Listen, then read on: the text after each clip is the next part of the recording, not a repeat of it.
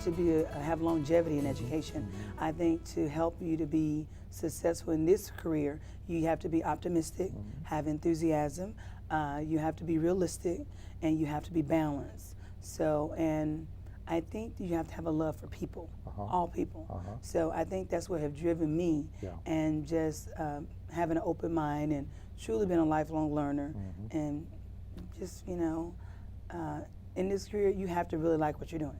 So you think you're enthusiastic?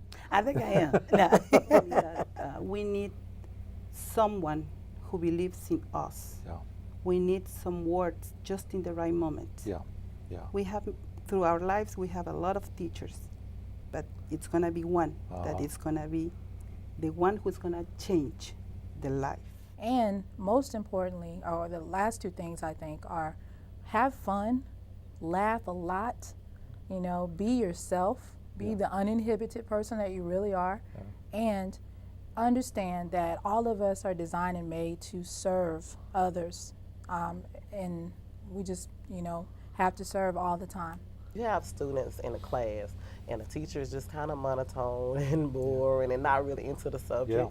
The kids aren't going to be into the subject. So you have to come in, even if you're dancing or singing or rapping, or you have to do whatever it takes to motivate those students. So we have to have that influence and, you know, that motivating factor so that students will be motivated to learn.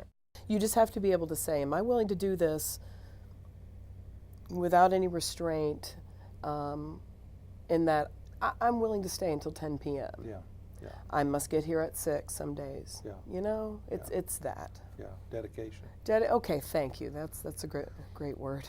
The most important thing to me of all is maintaining the integrity of the child, keeping that intact all the time, no matter what their shortcomings are or what their ability to achieve is, looking at the child as a whole person, because our job in this life, I think, is to become the best people that we can possibly be.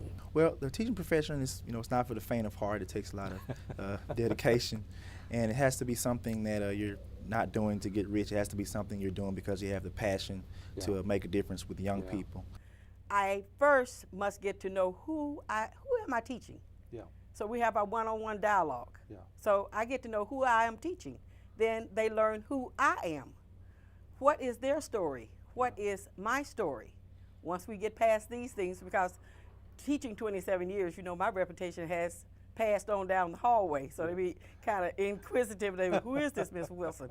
And as long as when somebody says, you know, your job is not who you are, you think they're talking crazy. Because I don't, teaching is not a job you can turn off. I mean, I can't go to the movies on Friday nights anymore because I want to turn around and tell children to be quiet. And I never would have before. I have finally learned to quit defining big words when I use them with adults, which is kind of rude. And that's where teachers have to be so creative.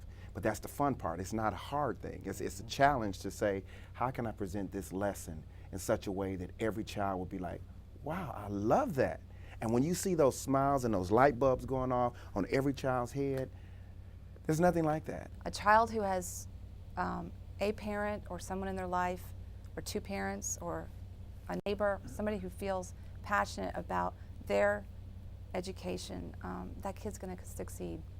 I think my measure of success is to hear their successes through the eyes of my students, and them coming back and saying, would you sing at my wedding, or would you show up at my wedding? Just little cards that they send you. I'm graduating this year from college. Would you come to my graduation? And those things, those are your measurements of success. It does. It really does.